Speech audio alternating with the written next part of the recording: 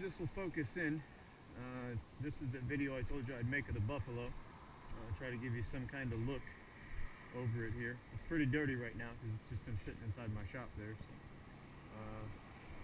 you can see the two-stroke oil down in the pipes, which, as you know from two-cycle bikes, they do that when you ride them. I just haven't bothered to wipe it off. This is the gauges. You were concerned on the finish. It's not as bad as what it appeared in that picture. You know, the paint and stuff's pretty clean on it. Still shines up nice. It does have 3 little dings in this tank here. Nothing too bad. A couple of assorted scuffs and scratches. You know, but I mean, it is almost 40 years old. So hasn't been fired in probably the better part of a month. So we'll go ahead and fire it up. It is electrical kickstart. It has 15,000 miles. I think you can see that. Hopefully that focuses in correctly.